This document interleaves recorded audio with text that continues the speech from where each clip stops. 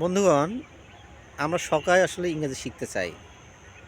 ইংরেজি শেখার জন্য আমরা অনেক বই পড়ি, অনেক কোচিং করি, অনেক জায়গায় যাই, অনেক বই মুখস্থ করি, অনেক গ্রামার দেখি, কিন্তু ইংরেজি শিখতে পারি না। এর মূল কারণটা কি? এর মূল কারণ হচ্ছে বিভিন্ন ধরনের সমস্যা। কী সমস্যা? সেটা হচ্ছে যে আমরা ছোটোবেলা থেকে লেখাপড়া শিখছি, কিন্তু লেখাপড়া শিখছি পাশ করার জন্য, শেখার মতো শিখি নাই।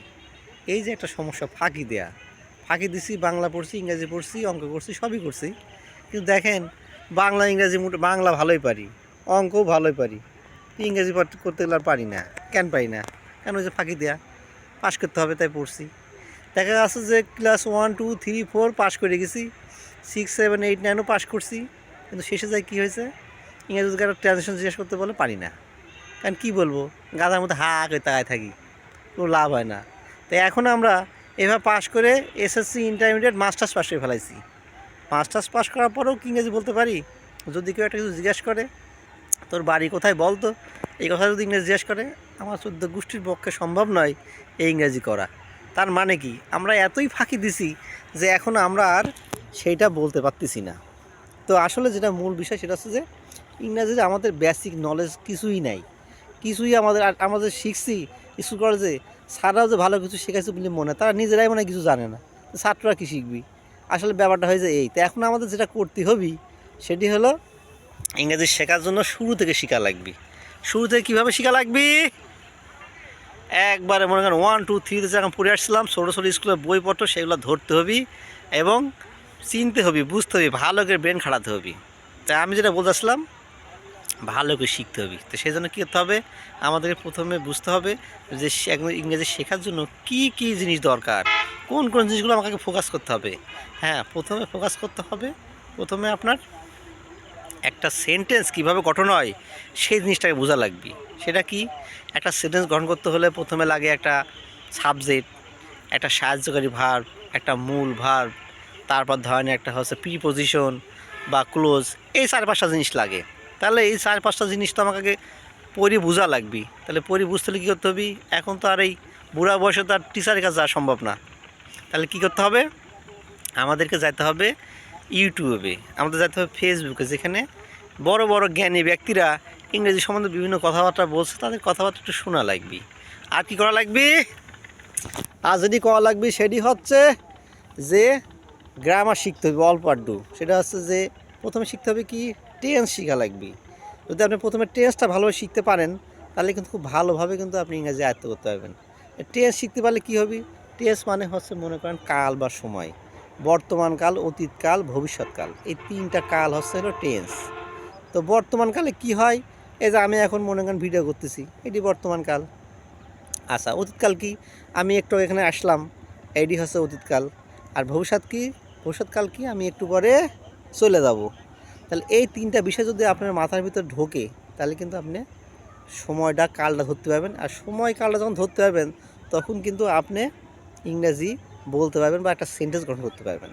এখন আপনি ইংরেজি সেন্টেন্স গঠন করলেন, যখন আপনি গঠন করতে পারবেন, গঠন করার পরে এই যে মনে করেন যে বর্তমান, অতীত এবং ভবিষ্যৎ, এই 3টা কাল বুঝে ফেললেন, কোন কোন কালের সাথে কোন সাবজেক্ট, কোন ভার্বের কোন সাহায্যের ভাব, এটা সেটা বসাতে হবে, সেগুলো যখন আপনি বুঝে ফেললেন, তখন কি হলো? এবার আপনি লাগিয়ে বললেন ইংরেজি শেখার জন্যে। কী করতে হবে? প্রথমে আপনি মনে করেন একটা সেন্টেন্স তৈরি করুন বর্তমান দিয়ে। কী সেন্টেন্স? আমি বাড়ি যাই। তাহলে কি হবে? আমি বাড়ি যাই। বাংলা করলেন আমি, আয়তে আমি, গোতে বাড়ি, গোতে যাই, আর হোম, হোমতে বাড়ি। তাহলে আমি বাড়ি যাই, আই গো হোম। আচ্ছা, এখন প্রথম তো আপনার সেন্টেন্সের সাথে ওই এস বা ইয়ে সাজের ভাব এটা সেটা করতে পারতেছেন না, কারণ তো আপনার অভিজ্ঞতা নাই। তাহলে কী করতে হবে? তাহলে আপনাকে একটু টেন্সটা ভালো শিখতে হবে। সাবজেক্টের সাথে কোন জিনিস যায়, কোন সাবজেক্টে কী করতে হবে, সেগুলো আপনাকে বুঝতে হবে। তাহলে কী করতে হবে? সাজের ভাবের সাথে শেখার জন্য আপনাকে টেন্স মেন্সগুলো একটু ভালো শিখতে হবে। তাহলে আয়ের সাথে অ্যাম যায়, ইজ যায়, ঠিক আছে। তারপরে মনে করেন যে হলো হি আই, ইউ, হি, এর সাথে যেমন অ্যাম, ইজ, আরগুলো যায়, এগুলো আপনি বুঝে একটু শিখতে হবে। আপনি নিজে যে বুঝে শেখার চেষ্টা করেন, দেখবেন পারবেন নি, ঠিক আছে। তো এই জন্য আপনাকে যেটা করতে হবে সেটা হলো যে মনোবলটা বাড়াতে হবে, ঠিক আছে। খালি মনে করেন যে আমি শিখবো, শেখার চেষ্টা করছি, মনোবল বাড়াতে হবে। মনোবল বাড়াতে হলে কী করতে হবে, আপনাকে ভালো করে মনে করেন বইপত্র কিছু নিয়ে কিছু ইউটিউব ঘাঁটে, একটু ফেসবুক ঘাঁটে আপনাকে বসতে হবে। বসার পরে আপনি মনে করেন যে শুরু করেন যে একটা সেন্টেন্স তৈরি করে দেখি তো কী হয়। আচ্ছা, এবার আমি সেন্টেন্স তৈরি করতে গেলাম, আমি বাড়ি যাব, তাহলে আমি বাড়ি যাব আর আমি বাড়ি যাইতে এক জিনিস না, দুই রকম জিনিস। তাহলে নিশ্চয়ই এর সাথে আবার সাহায্যের ভার্বটা একটু চেঞ্জ হতে পারে। তাহলে আমি যেহেতু পড়ছি, আমি তো জানি যে বর্তমান, অতীত এবং ভবিষ্যৎ, এই তিনটা জিনিস যখন আমি বুঝে ফেলাবো তখন কিন্তু আমি টেন্সটাও করতে পারবো। আর যখন আমি টেন্স করতে পারবো তখন আমি এইটার সাথে সাথে আমি কীভাবে ভাববো যে আমি প্রশ্ন করবো এখন কীভাবে। তাহলে ওই সেন্টেন্সের ভিতরে কিন্তু প্রশ্ন আছে কিন্তু, যেমন আমি বাড়ি যাই, আমি বাড়ি যাব, তাহলে কী হবে, I will go home, I will go home, I will go home. Okay, তাহলে আমি বাড়ি যাব। এখন আমি যদি প্রশ্ন করি তুমি কি বাড়ি যাবে, তাহলে কি হবে, উইল ইউ গো হোম। তাহলে এখানে আমার কি সাহায্যের ভার্ব আছে, উইল আসছে, তাহলে ফিউচার টেন্সের ব্যাপার। আবার আমি বাড়ি যাব, আই উইল গো হোম, তা আই উইল গো হোম, গো হোমের মধ্যে কিন্তু ওই যে আমি বাড়ি যাব উইল আছে। আবার আমি যখন বলছি যে তুমি কি বাড়ি যাবে, তাহলে উইল ইউ গো হোম, তাহলে দেখেন ওই একই জিনিসের ভিতরে কিন্তু ওই যে একটা মূল জিনিস আছে, সেটা কী জিনিস, সাহায্যের ভার্ব উইল আছে। তাহলে ওই এক উইল দিয়ে কিন্তু আমি বাড়ি যাব সেটাও ব্যবহার করতে পারছি সেন্টেন্সে। আবার আমি প্রশ্ন করতে পারছি তুমি কি বাড়ি যাবে। তাহলে বুঝতে হবে যে টেন্সের একটা গুরুত্ব আছে এবং এই গুরুত্বটা আমাদের অনুমান করতে হবে। তো বন্ধুগণ, আমি একটা জিনিসটা বলতে চাচ্ছি, সেটা হচ্ছে যে আমাদের ইংরাজি শিখতে হলে আমাদেরকে একটু মনোযোগ হতে হবে এবং আমাদেরকে বিশেষ আগ্রহ সহিত ইংরেজি শিখতে হবে। আমাদেরকে একটা জিনিস ভাবতে হবে যে আমি যদি ইংরেজি শিখতে চাই তাহলে আমাকে খাওয়া দাওয়া ঘুমানো আর ইংরেজি শেখা, এই জিনিস, অন্য কিছু করা যাবে না। খাওয়া দাওয়া ঘুমানো ইংরেজি শেখা। এবং একটা জিনিস করতে হবে কি, যদি আমি চাকরি করি তাহলে খাওয়া দাওয়া ঘুমানো আর কি ইংরেজি শেখা। আমি যদি কোনো বাড়ির কাজ, আমি যদি বাড়ির কোনো কিছু হই তাহলে কী হতে হবে, আমি খাওয়া দাওয়া আর বাড়ির কাজ, এই চারটা জিনিস করতে হবে, হাতে ইংরেজি শিখতে হবে। তো আপনাকে পণ করে নিতে হবে যে হ্যাঁ আমি ইংরেজি শিখবই, এবং এই জন্য কোনো নির্দিষ্ট সময় দেওয়া যাবে না যে আমি 2 মাসের মধ্যে ইংরেজি শিখে ফেলবো, 3 মাসের মধ্যে, 5 মাসের মধ্যে ইংরেজি শিখবো না। আমাকে ইংরেজি শিখতে হলে পরে আমার কোনো নির্দিষ্ট টাইম, তবে আপনার লক্ষ্য স্থির করতে হবে যে হ্যাঁ আমি এতদিনের ভিতরে ইংরেজিটা শিখে ফেলবো। তো ফ্রেন্ডস, আর বেশি কথা বাড়ছে না, আমি আমার ভিডিও শেষ করতে চাই। তো guys, you can see a beautiful train is coming, look those views, it's really awesome and it's very fantastic, and you see this type of views really so much. Oh my God, so